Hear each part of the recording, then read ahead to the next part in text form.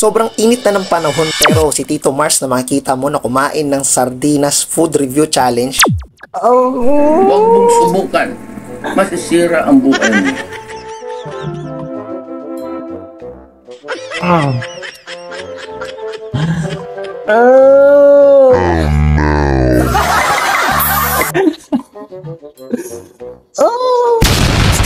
Sino hindi mag-visit?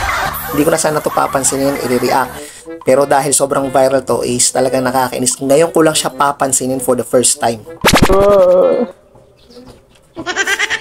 Hindi pa talaga nakakabukas sa sardinas. You know? May mga important Susubukan na ko. naka-unfits eh. Uulitin natin.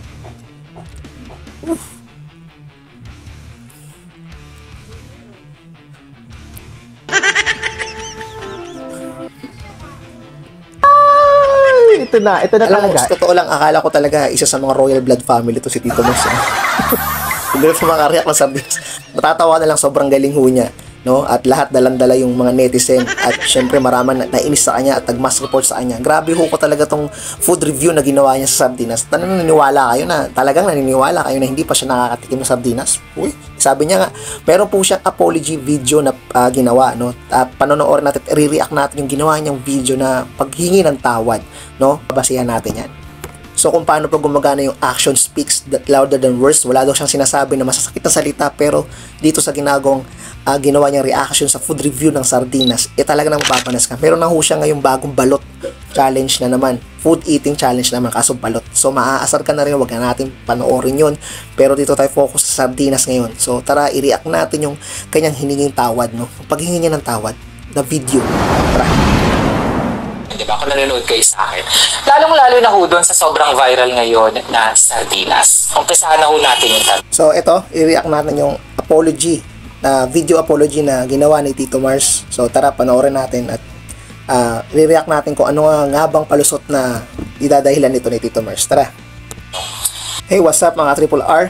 Ito na po yung apology video ni Tito Mars at panoorin natin kung ano nga ba yung palusot na gagawin niya sa video na to at paano siya magsusorry.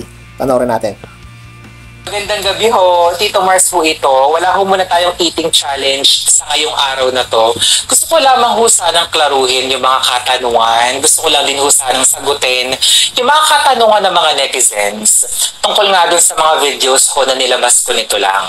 Yung mga eating challenge. Alam niyo na naman yan, di ba? Kung nanonood kayo sa akin. Lalong-lalo na ho dun sa sobrang viral ngayon na sardinas. Umpisahan na ho natin yung tanong. Bakit mo binabastos ang pagkain ng mahihirap? Ito pong katanungan na to yung palagi kong nakikita sa comment section eh. Na parang halos galit na galit po lahat ng tao sa mga contents na ginagawa ko.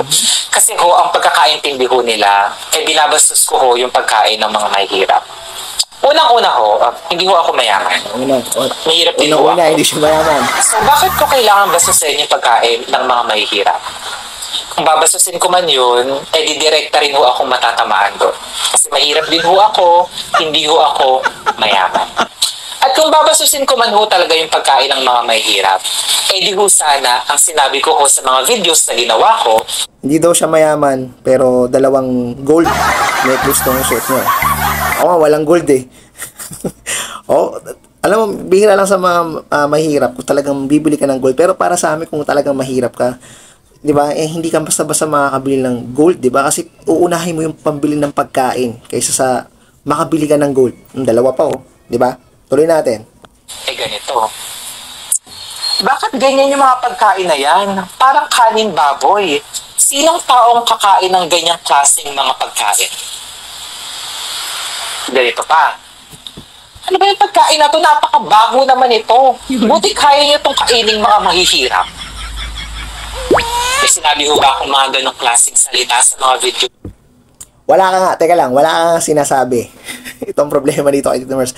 Wala ka nga sinasabi, hindi mo nga dinirekta, pero yung pagka-food review mo, yung reaction mo dun sa sardinas, kung paano mo siya ni-react, kung paano mo siya kinain, men, mga ka-Triple R TV, ganun at ganun pa rin yun. Same lang, di ba? Same na parang hindi mo man sinabi, kaya action speaks louder than words. Hindi mo nga sinabi ng direkta, pero yung pagkaka-deliver mo, Gusto? di ba?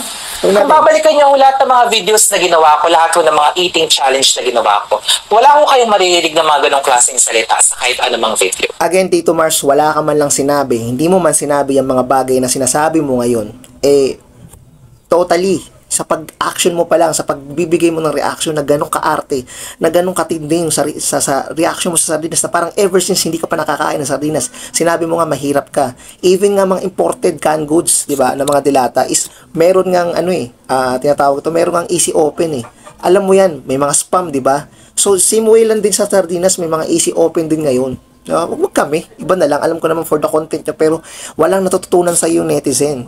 Diba? Alam nyo, sa totoo lang, hindi naman ganito yung mga content dati ni Tito Mars Parang kagaya din namin siya. Nagbibigay rin siya ng reaction videos. Nagbibigay rin siya ng motivation. Hindi ko alam ba't nangyari. Napunta siya sa food review. Tuloy natin. So kung papaiksiin ho natin, hindi ko ho binabastos yung mga pagkain ng mga mahihirap. Pangalawang tanong, mayaman ka ba? Hindi ho ako mayaman, kinaklasify ko ho yung sarili ko sa bracket ng mga taong mahihirap. Sa bracket na royal Number family. 3, anong karapatan mong laitin ang pagkain ng mahirap?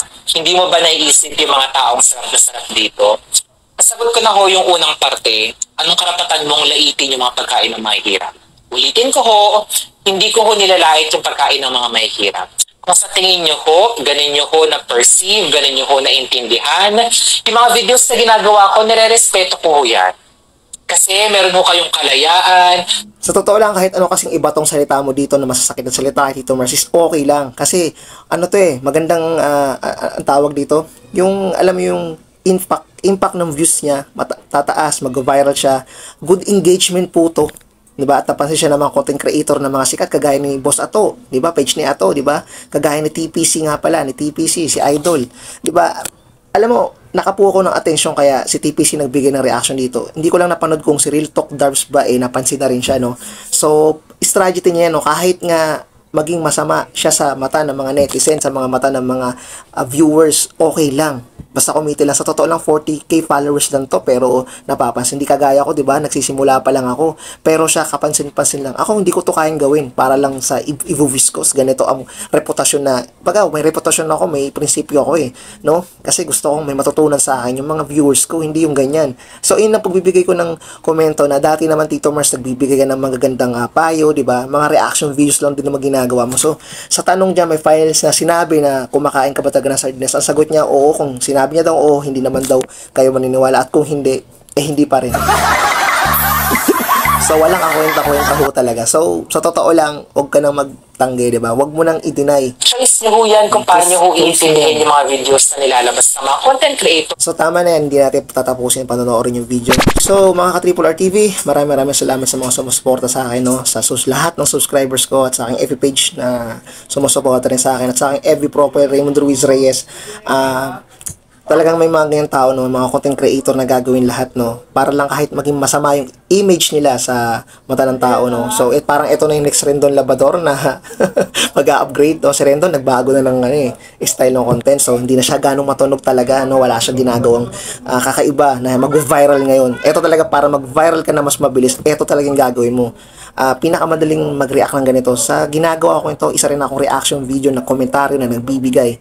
No? Isa sa mga idolo ko yan, sila TPC, yan, sila page ni Ato. No? Si page Ato, kahit pala sigaw yun, pero may literal yung sinasabi niya, may laman, di ba? So ako, ganito rin, nagre-react din ako kasi ganun din si Tito Mars dati. So nagtataka lang ako bakit nagbago yung kanyang sistema, naging food review vlogger na ngayon. Kaso yung mga tinitira niya, di ba? Katulad ng balot. Ngayon, mayroon siyang video diyan, di ba? So, ngayon naman yung nakaraan sardinas, viral, no? So talagang hindi niya intensyon na pagkain ng mahirap, pero intensyon mo talaga. Yun yung point mo kasi ang target mo ngayon na content mo ngayon wag mo kasing gawing walang alam yung mga tao, 'di ba? Yung mga netizen ngayon, mauutak sila ngayon, 'di ba? Pinag-aaralan nila. Ang target mo talaga is yung mga pagkain na madaling kainin ng mga mahihirap. Baka susunod yan yung noodles. Titingin ko, baka yung pasit kanton sa susunod na kinakain, sinasahog sa kanin, pasit kanton, lalaki mi. Baka susunod yun ang i-review mo kasi ngayon balot. Ano pa ba? Na pwede mong i-review na madaling kainin ng mga mahihirap. O kaya yung Lucky Me noodles. Baka sa susunod yun din yung i-review mo tapos mag-iinarte ka, hindi na makakain. Baka lang Baka lang. So hanggang dito lang Triple R TV. Maraming salamat at Wag na kayong masyadong magpa-follow sa mga ganitong content creator na wala naman talaga kayong matututunan, no? So, ganun na lang. This is Triple R TV. Maraming salamat. Stay safe. Medyo mahaba na yung video ko. Maraming salamat. Peace out.